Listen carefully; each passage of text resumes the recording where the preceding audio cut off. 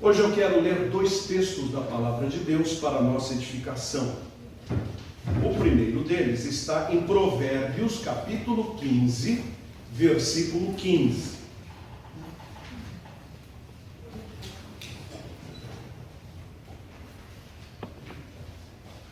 Provérbios, capítulo 15, versículo 15.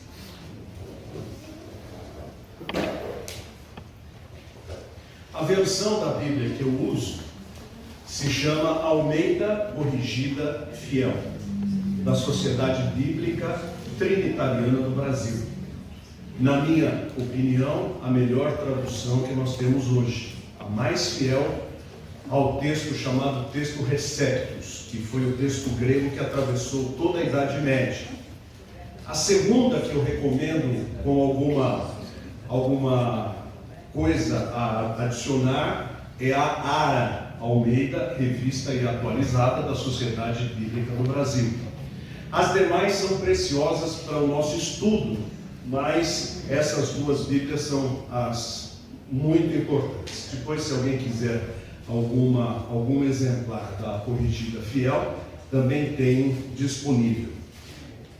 Provérbios capítulo 15, verso 15, diz assim a palavra de Deus: todos os dias do oprimido são maus, mas o coração alegre é um banquete contínuo. Preste atenção nessa frase. Mas um coração alegre é um banquete contínuo. E o segundo texto é o que se encontra em Neemias, capítulo 8, versículo 10. Vamos voltar um pouquinho. Neemias.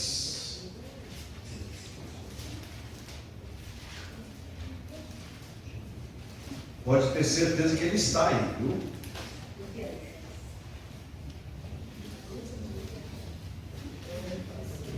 Neemias capítulo 8, versículo 10.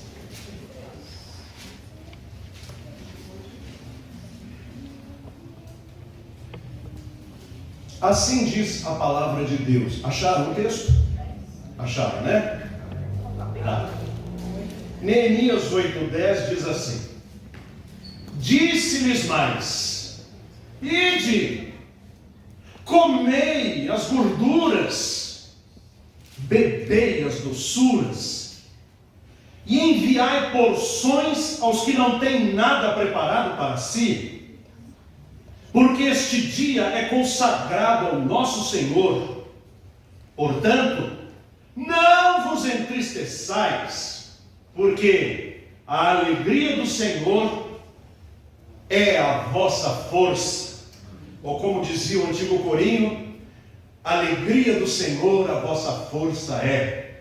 Não sei se alguém se lembra ainda desse corinho antigo. Alegria do Senhor, a nossa força é. Já Maria lembra, tá certo. Muito bem. Meus irmãos, um banquete. Quem já participou de um banquete aqui? Já, né? Para um banquete ser bom para você, o que tem que ter na mesa? Claro, eu sei que tem que ter prato, não é? Estou falando da comida. Qual é o tipo de comida que você mais aprecia? Miojo.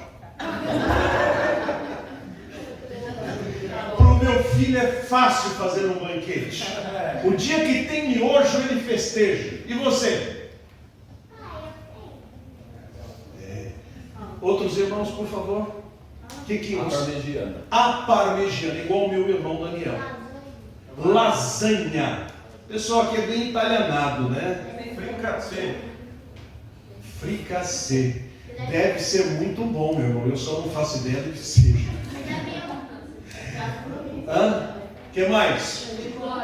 Feijoada. Aliás, eu tive a oportunidade de comer uma, eu não digo na casa de quem.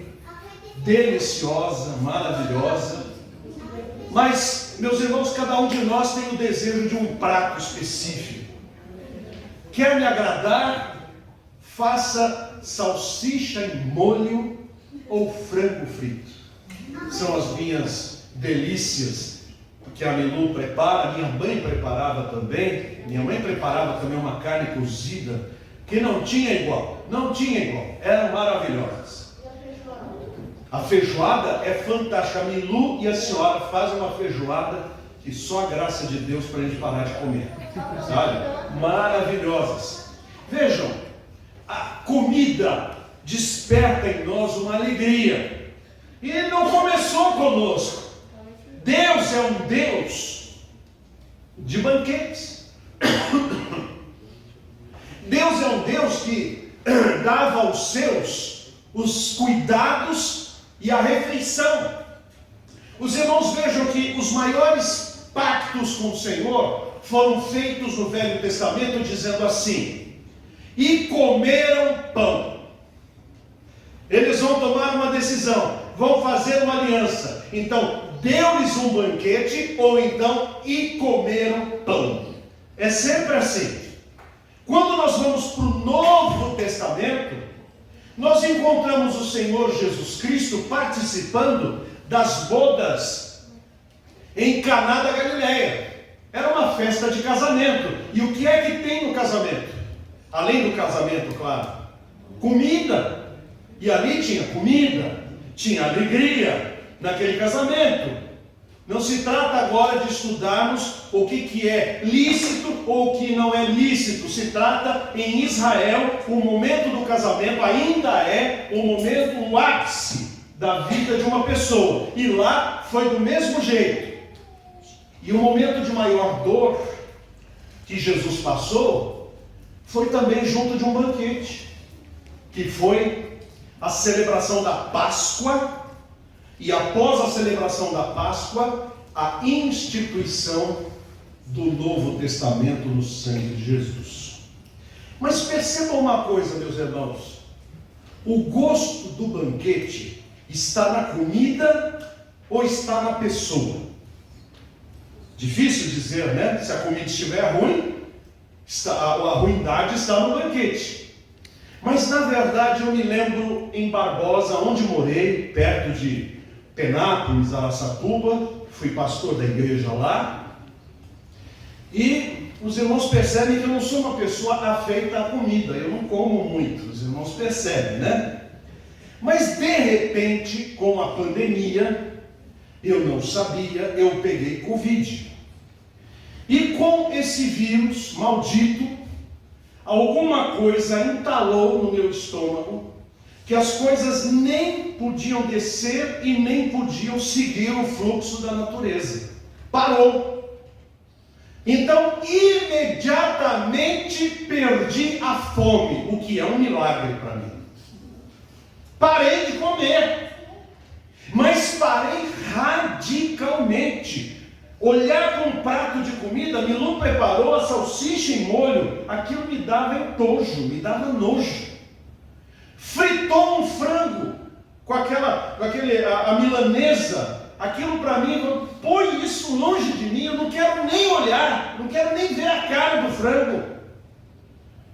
Fizeram um hambúrguer, não foi como o do João, lá onde ele trabalha, mas eu não queria nem sentir o cheiro daquilo.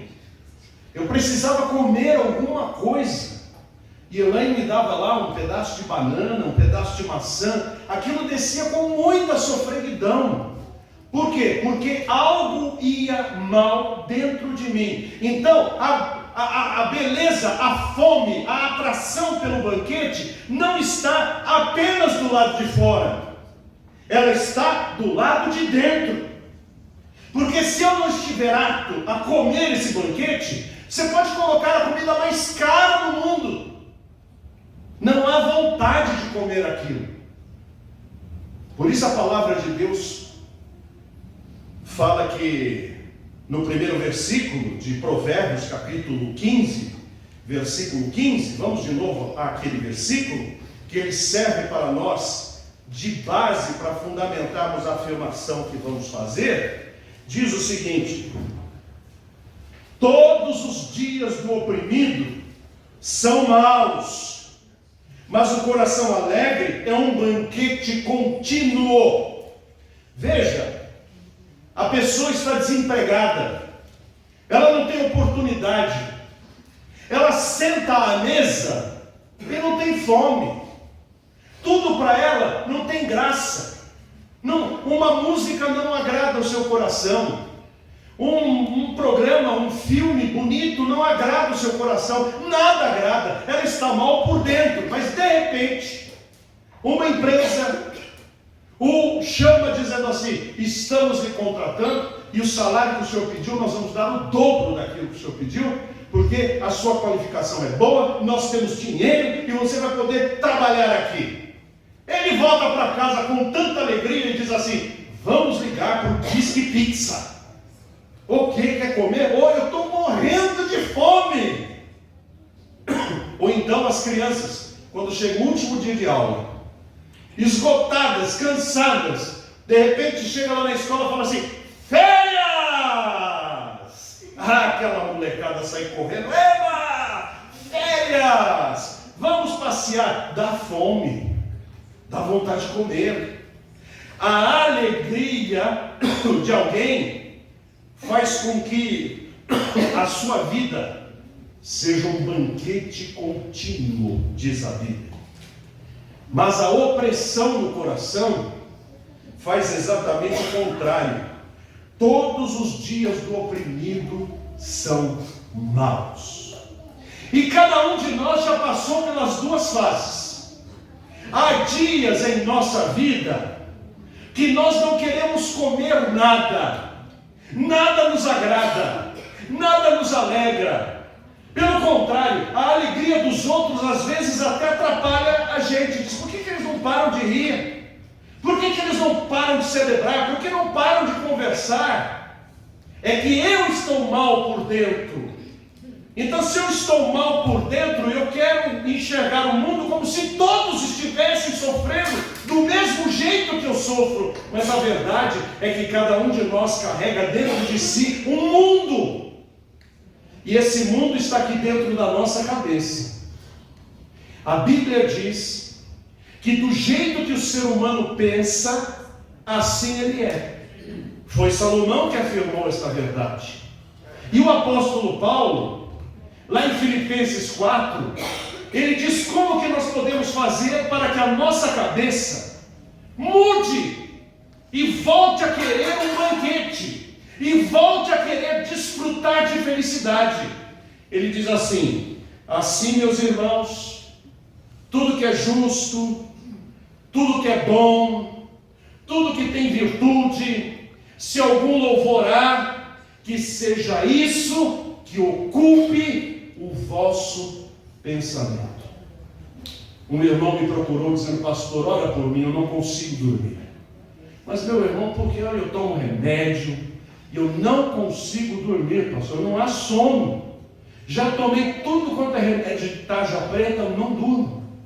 Mas o que o irmão faz um pouco antes de dormir? Não faço nada. Eu como alguma coisa, converso um pouco e depois eu vou ver vídeos de terror. Eu falei assim: que tipo de... Não, gente que corta pescoço, corta cabeça, terrorista, aqueles tráficos mexicanos, das pessoas decepando, pegando uma serra elétrica, cortando o braço. Eu vejo aquilo lá. Agora o pastor sabe por que eu não consigo dormir? Eu falei: eu sei. Eu sei porque você invade a sua cabeça com tudo que não presta. Os irmãos já estouraram pipoca de noite dentro de casa? Quando termina de comer a pipoca, aquele cheiro da pipoca fica o tempo inteiro. Talvez só amanhã é que isso vai se dissipar. Eu digo isso porque na minha casa existem umas boquinhas que gostam de pipoca, e a mãe que pensa assim que 11h30 é a hora de se fritar pipoca. E lá, à noite, eu sou obrigado a deitar e... Que pipoca! Que pipoca! O cheiro de pipoca o tempo todo. Quando nós assistimos vídeos de terror, ou vídeos de crimes, ou vídeos de polêmicas, ou coisas que são danosas, nós invadimos a nossa mente com este cheiro da pipoca do mal. E então nós não sabemos por que não dormimos, é porque aquilo que eu penso é aquilo que eu sou. Se eu acompanho notícias que me deixam tenso, eu vivo tenso. Se eu acompanho notícias em que se grita, em que se xinga, de repente eu estou conversando e solto um palavrão. Porque daquilo que o coração está cheio, fala a boca, diz a palavra de Deus. Então a minha vida pode ser um banquete, ou a minha vida pode ser uma comida ruim. E quem de nós aqui já não comeu uma comida ruim? Eu me lembro de um casamento. Era a zeladora da igreja. Isso agora, esses anos aqui, em 81, foi poucos anos atrás. A igreja fez uma festa para o casamento dela. Ela era uma senhora de quase 60 anos e era o primeiro casamento, então era assim, um fato notório. E aí a igreja resolveu fazer carne louca desfiada com ovo no meio e tal. E estava cheiroso demais. Então teve o casamento e depois vamos comer aqueles lanches deliciosos, brilhando que estavam. E aí fomos para casa. Naquela escola dominical apareceram 8 pessoas, os demais estavam todos na privada. Meus irmãos, nem o pastor apareceu, nem de manhã nem de noite, porque o negócio foi um purgante automático. Tudo. Por quê? Comeu comida estragada. Eu não me esqueço disso, porque eu também não fui ao culto. Porque os efeitos. Mas a gente pensa que isso só funciona no estômago, mas isso funciona também na mente.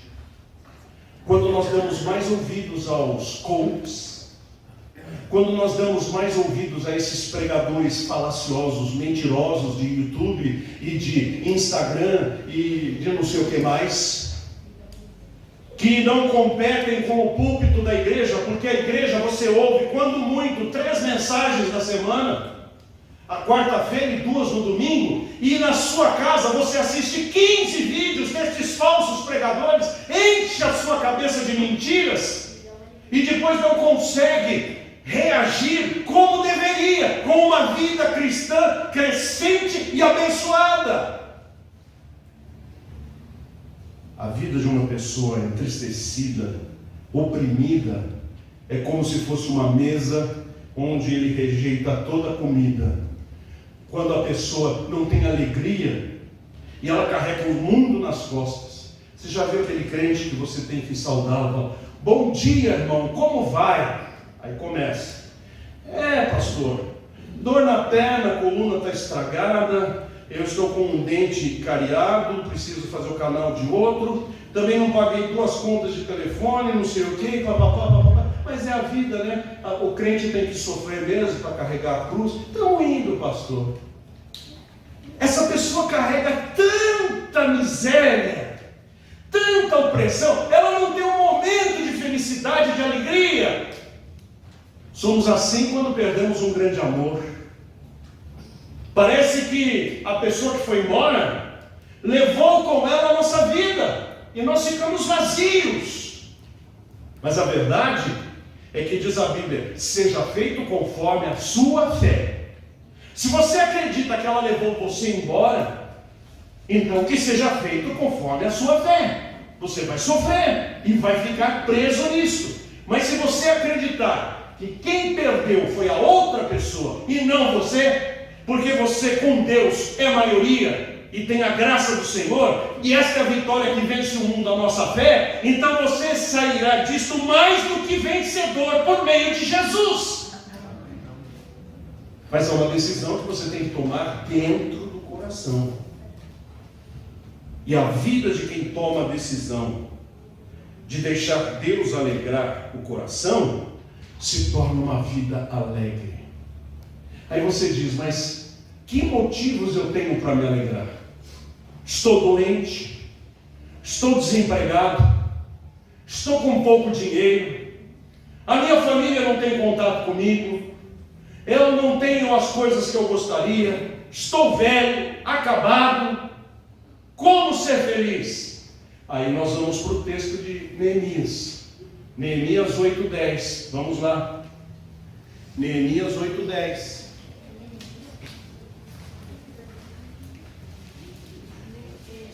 O que estava acontecendo quando Neemias era o governador de Israel na volta dos cativos de Babilônia? Eles ficaram 70 anos escravizados na Babilônia. Eles eram todos eles aprisionados, foram deportados. Passaram-se 70 anos, a maioria dos deportados morreu. E agora eles voltam para Israel. Quem volta é a nova geração, mas alguns velhinhos voltaram também. E quando eles chegam em Jerusalém, no lugar onde estava o grande e imponente e verdadeiro templo de Salomão, eles olham lá uma construçãozinha muito mequetrefe, muito pequenina, muito rampeira, porque o templo de Salomão era uma coisa extraordinária, era uma maravilha. Agora eles estão vendo lá só uma meia água. Quando eles olham para Jerusalém, antes aquelas ruas cheias de crianças brincando, cheias de comerciantes, cheias de pessoas andando, agora eles veem as ruas tudo esburacadas, tudo destruídas, com um muro fazendo aqui, outro muro fazendo ali. E ao invés deles celebrarem naquele dia de convocação, eles estavam chorando. Eles viram que o povo diminuiu muito. Eles viram que as suas vidas foram reduzidas a quase nada. E o que aconteceu? Olha o que Neemias fala para eles, nesse momento tão precioso, versículo 10.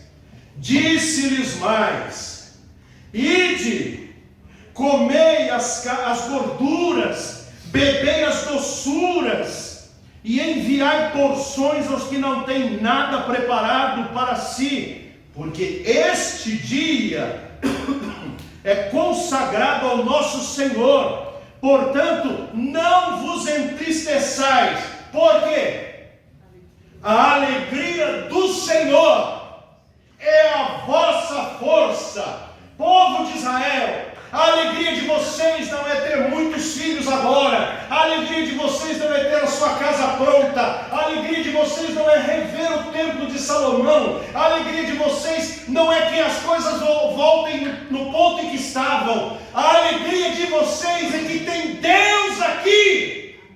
Deus está no coração de vocês. Vocês são povo do Senhor. Ele preservou vocês. Alegrem-se no Senhor. A alegria do Senhor, a nossa força é. E se nós, como cristãos, não temos motivos humanos para celebrar alguma coisa, olhemos para Jesus, que nos chamou como um convite, um chamado irresistível, que trabalhou em nosso coração pelo Espírito Santo, nos convencendo do pecado, da justiça e do juízo. Pense em quantas pessoas não se converteram e Deus teve piedade de você, amolecendo o seu coração, e você se converteu. Minha mãe foi criada na colônia italiana. Minha mãe só falava italiano até os 13 anos. Depois aprendeu português por ordem de Getúlio Vargas. Minha mãe tinha uma dúzia de irmãos, dos quais apenas um está vivo. Minha mãe, coração duro. Minha mãe, religiosa, do romanismo. Eu, aos 14 anos, alcançado pela graça de Jesus, me arrependi dos meus pecados e Jesus entrou na minha vida e me salvou. Então, quando chego em casa para celebrar, o meu irmão me dá um tapa na cara e diz: você não é mais meu irmão. O meu pai pega um revólver carregado. Meu pai era chefe de 27 soldados. Carregado, aponta para a minha cabeça e diz assim: se você for batizado, eu descarrego este revólver na sua cabeça. E a minha mãe, em lágrimas, chorando, ela diz: você cuspiu na tradição da nossa família. O Evangelho entrou na minha vida E eu não vou entrar em detalhes aqui, mas primeiro alcançou o meu pai e o meu irmão. Quando nós cantamos o hino 328, eu contei que o meu pai e o meu irmão converteram-se no cântico daquele hino. Mas a minha mãe não queria saber de jeito nenhum. No entanto, o tempo foi passando, passou-se um ano, quase um ano e meio, e eu era office boy, trabalhava o dia inteiro e estudava à noite. E quando cheguei em casa numa destas noites, lá pelo mês de maio de 1981, minha mãe à porta disse: filho, preciso te contar uma coisa. Eu disse: o que foi, mãe? Me converti fazendo bife. Eu disse: mãe, eu já vi conversão de tudo quanto é tipo, com folheto, com pregação, com rádio, com oração, mas com bife. Aí ela contou: estava fritando bife e no corredor de casa tinha uma imagem de gesso que ela ganhara no seu casamento, que ficava com uma lâmpada acesa a noite inteira. E aquela imagem acompanhou-a durante todo o seu casamento. Mas ela era arrastada pelo meu pai para a igreja, ouvia a pregação. E aí, enquanto ela estava fazendo o bife, ela olhou para aquela imagem e disse: deixa eu ver do que essa imagem é feita. Catou a imagem, catou um facão e cortou um pedaço da imagem. Ela viu lá um jornal amassado, Miss Brasil 58, com um pedaço de arame tudo enferrujado e o gesso quebrado. Ela diz: é isso que está me protegendo? Que não foi capaz nem de se autoproteger? Pois a partir de hoje eu só adoro ao Deus vivo e só cultuo ao Senhor Jesus Cristo, que ressuscitou, está no céu e vai voltar. A partir daí, a minha mãe era missionária no meio das suas irmãs e dos seus irmãos. Nenhum deles se converteu. Nenhum deles abriu o coração. Que alegria que eu tenho de saber que nesta italianada toda a minha mãe abriu o coração. Porque Deus se apiedou dela e moveu o seu coração. Eu tenho alegria no Senhor, porque Ele teve misericórdia da minha mãe, do meu pai, do meu irmão, da Milu. Eu tenho motivos para estar alegre. Aos 17 anos eu descobri uma doença em mim. Eu tive catapora.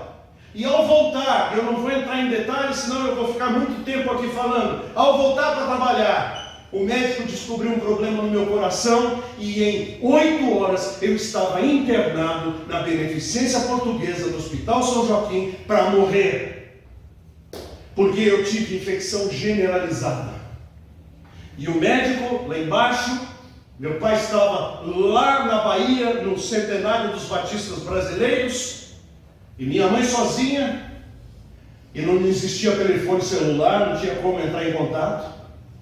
Então o médico disse: a senhora vá lá no viaduto Maria Paula, no necrotério, já encomenda um caixão, porque desta madrugada provavelmente seu filho não passa.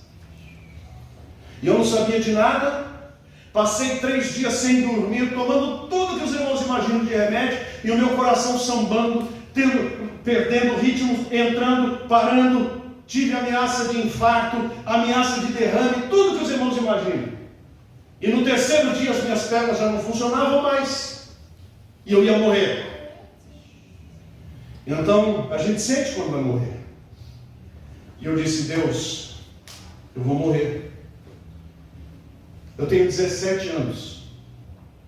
Eu te agradeço pelos 17 anos de vida que o Senhor me deu. Te agradeço pelos 3 que eu pude viver como crente. Te agradeço que eu pude levar a minha mãe, o meu pai, meu irmão, aos teus pés. A minha mãe ainda não morava conosco. Eu estou pronto, Senhor. Me perdoa por eu não ter sido o filho que eu deveria ser. Mas obrigado porque o Senhor cuidou de mim. Pode me levar, Senhor. Mas se o Senhor não me levar, eu não vou ser mais engenheiro agrônomo que eu queria ser. Eu vou dedicar o resto da minha vida a pregar o teu evangelho. Nisso entrou um médico, Dr. Hugo, da Bolívia, Era o único que entendia de uma das 3 máquinas que chegaram no Brasil, que era o ápice da tecnologia, chamava-se ultrassom. Hoje você tem um ultrassom no quintal de casa. Naquele tempo tinha que ter uma sala toda equipada com ar-condicionado, vedada, aquela coisa toda. Só ele sabia mexer em São Paulo. Me arrastaram na maca e me levaram para fazer o exame. Quando fez o exame, detectaram o problema: falta absoluta de potássio. Me injetaram potássio e de repente o meu coração começou a melhorar. Eu não vou entrar em detalhes. E então o médico disse: ele vai tomar remédios, mas isso é paliativo. As pessoas que têm essa patologia, 4, 6 ou 8 meses, elas vão embora, porque o seu filho tem uma deficiência coronária, o coração saiu todo torto, todo errado, a caixa torácica está errada, ele teve miocardite, taquicardia, endocardia, angina, tudo que não pode imaginar ele tinha. E eu comecei tomando os remédios. Quantos anos faz? 82? 42. De sua idade. Quando o senhor nasceu, eu estava morrendo. Deus me conduziu ao longo da vida e eu me ofereci a Deus para pregar o seu evangelho. E quando eu ia ter o meu Josué, antes do meu Josué nascer, o remédio que eu tomava parou de ser fabricado. Porque eu tomava 24 comprimidos por dia. Então a indústria disse: nós não vamos fazer mais, porque o pessoal que toma é muito pouco e geralmente morre. Então não dá lucro, paramos de fazer. Mexitil 200. Só tinha na Argentina. Meu irmão e eu fomos à Argentina, eu rapei o país. Trouxe 40 ou 65 caixas do remédio. E fui tomando, eu mesmo fui cortando os comprimidos para poder durar um pouco mais. Mas chegou um tempo que não tinha mais, eu vou tomar o quê? Parei de tomar. Nisso Josué ia nascer, e a Elaine disse: vai fazer um exame. Eu disse: para quê? Para dizer que eu estou morto? Não, vai lá. E eu fui, sentei, ele passou, fez todo aquele procedimento, tal, contraste, e disse assim: fale um pouquinho sobre o seu coração. Aí eu contei essa história que eu disse para os irmãos. E o médico fez cara feia. E eu disse: por que o senhor está fazendo cara feia? Ele disse: olha, eu estou duvidando da sua palavra, mas o senhor está falando de outro coração, porque o que eu estou vendo aí é o coração de um menino de 18 anos que nunca teve nada. Nunca teve nada. Eu disse: então Deus trocou o meu coração. Não tenho motivos para ser alegre no Senhor? Não tenho motivos para glorificar a Deus? Faça uma análise da sua vida. Faça um inventário das bênçãos que você tem recebido. Faça um inventário das alegrias que você já teve e das oportunidades que você ainda tem ao longo da sua vida. E faça com que a sua vida seja um banquete contínuo. Que cada dia que você levanta, você possa dizer de verdade: damos graças ao Senhor, damos graças pelo seu amor. Damos graças ao Senhor, damos graças pelo seu amor. De manhãzinha os passarinhos estão cantando, louvando ao Criador. E tu, amigo, por que não cantas, louvando a Cristo Jesus, o Salvador? Obrigado, Deus, por mais um dia que o Senhor me deu. Que tal, meus irmãos, fazer um inventário da sua vida? Conta as bênçãos, conta quantas são recebidas da divina mão, uma a uma, dize-as de uma vez, e hás de ver surpresa quanto Deus já fez. Amém? Amém. Glória ao Senhor. que esta semana, quando o irmão sair por esta porta, saia para que a sua semana seja um banquete todo dia, mesmo comendo um ovo cozido. Um ovo cozido, para quem está feliz, é muito mais precioso do que um fazão dourado preparado pelo maior chefe do mundo quando você está triste. Por isso, glorifique ao Senhor com as bênçãos que Ele deu. Aí os problemas eu deixei aos pés da cruz. Quero estar ao pé da cruz. Você deixou tudo lá, e em lugar do problema, você trocou o pranto por folguedo. Você trocou o pranto por alegria, porque a alegria do Senhor, a nossa força é. Amém? Amém. Que Deus nos abençoe. Assim seja.